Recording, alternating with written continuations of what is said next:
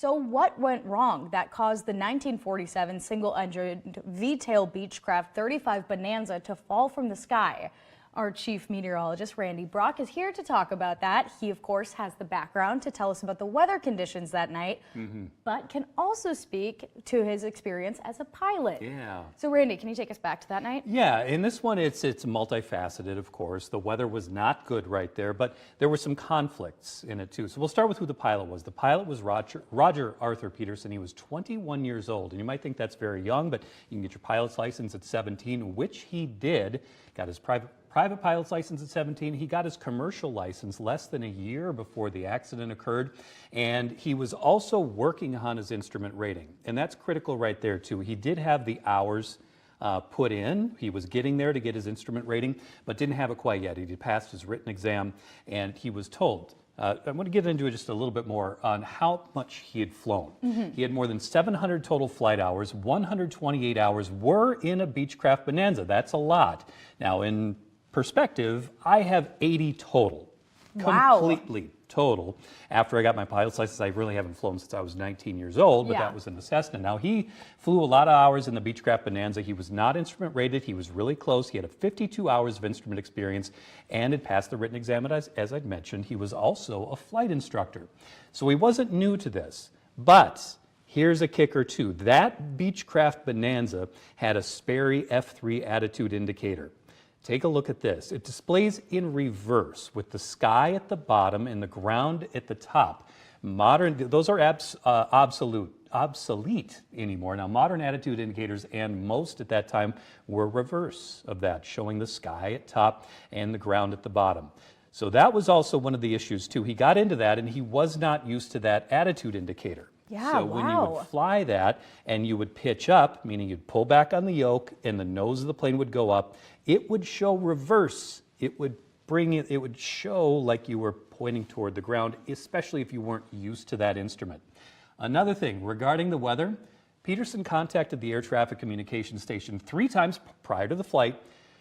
The 4th time he contacted them, he was on the runway before departing. Each and every time they told him that there were VFR conditions for that flight, meaning visual flight rules, meaning that for his rating, he would be able to make that flight, meaning the weather was okay, that the cloud ceiling was high enough, that the visibility was good enough. Unfortunately, he was not informed with any one of those calls that there was also an advisory for moderate to heavy snow and icing right there at his location. So it wasn't a bad forecast, it was a bad briefing. They didn't let him know about the advisory for the heavy snow and icing. So in reality, conditions were actually instrument flight rules. There was instrument meteorological conditions, and he was not rated for that yet. So another real bummer right there. Now, the official ruling by the CAB at the time, which is nowadays we use the NTSB, National Transportation Safety Board, but then it was the Civil Aeronautics Board, they ruled the accident as pilot error, mainly due to his familiarity with that attitude indicator, which showed inverse of what he was used to. And it was also unfortunate that he didn't get the briefing that there were instrument flight rules right there around the airport. Hindsight is always 20/20 with incidents like this, but tragic all around. It did change the face of flying, of aviation. Absolutely. And how it's regulated, what kind of rules they use, instrument flight rules, visual flight rules, all that kind of stuff. So there were updates. And also, that attitude indicator is no longer used unless you have a vintage aircraft that happens to have it, but even then, a lot of people tend to update those. Have you ever seen one of those in person? I hadn't. I've never seen one. I've flown some old airplanes. That's the thing about airplanes, is you can keep flying them for a long time as long as they get overhauled, get the engines taken care of.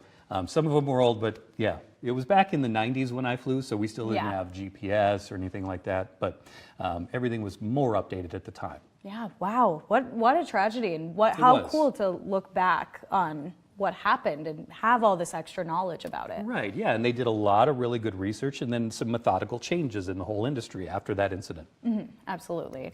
Well, thank you, Randy. You're welcome. And a reminder, you can take a step back into 1959 by visiting the newly remodeled Surf Ballroom. You can tour the legendary venue or try out the new immersive experience that lets you walk in the footsteps of music's legends. You can even take in a reimagined version of Buddy Holly, the Big Bopper, and Ritchie Valens' final performance. And what a way to honor them, especially on It this is. anniversary. Yeah, even though they said it's the day that music died, it has lived on forever. So good news in that sense.